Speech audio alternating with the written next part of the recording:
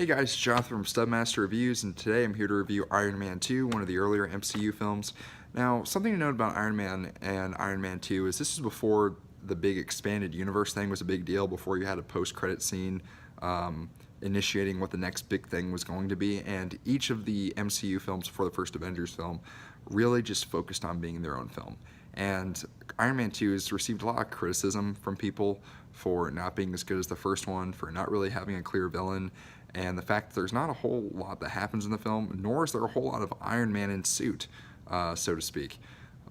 So I haven't seen this film in years, so I kind of went in not really remembering how this film went down at all, and I have to say, I was really surprised. Matter of fact, I'd say it's one of the better MCU films, and I'm really surprised people forget about it. So what makes Iron Man 2 so special is the fact that it's focusing on being a good movie. Is it a great action movie? In some respects, yes, but it's also very character-driven. The movie focuses around Tony Stark and the fact that he's dealing with death. The reactor that's running his heart is also poisoning his bloodstream, so he's trying to figure out a way to reverse the effects of that. And he's having a midlife crisis. He's making really bad decisions, similar to he was in Iron Man 1, and he's kind of taking a toll on his loved ones. Pepper Potts is really worried about him. His best friend Rhodey is really worried about him, and it just explores a very mature theme that few Marvel films have done to such success.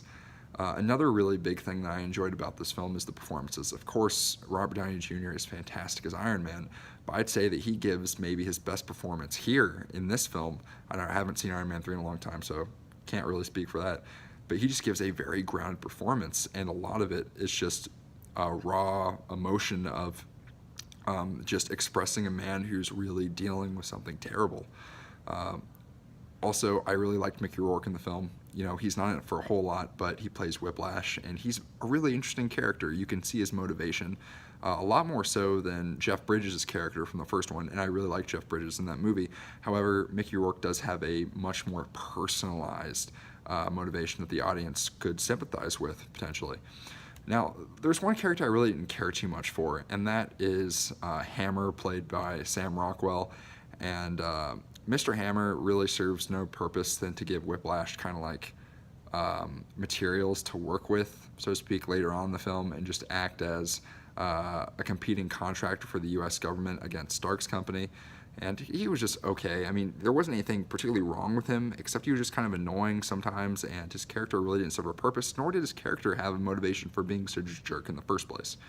I also really liked Don Cheadle as the replacement for Terrence Howard as Rhodey. I really wasn't sure why they replaced him. I didn't look into it, but I can definitely see why he stuck around, because he is absolutely fantastic in this movie. Don Cheadle kills it as War Machine, and that's another big part I liked about it.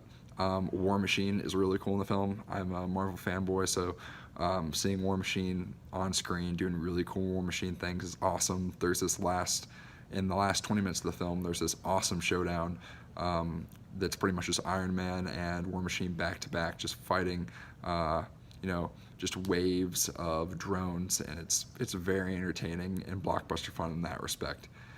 So overall, Iron Man 2 is really good. It has a very interesting and complex story. Sure, the villain isn't that great per se, at least not focused.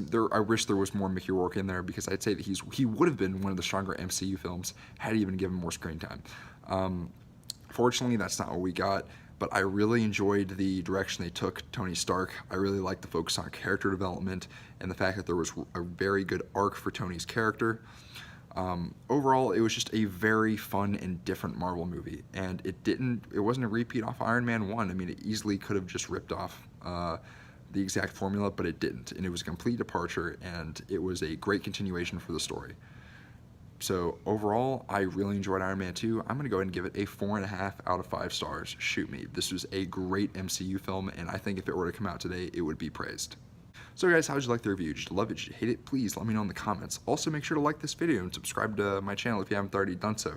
You can also buy our merch at cafepress.com/stubmasters. Yes, that's still a thing. We sell some cool stuff, so you should check it out. Other than that, just keep your eye out for more Marvel reviews. And as soon as Infinity War comes out, I will be there to see it, and you can expect a review for that as soon as I see it, which will probably be no later than Sunday, hopefully. That being said, I'm Jonathan from Stubmaster Reviews. Have an excellent day.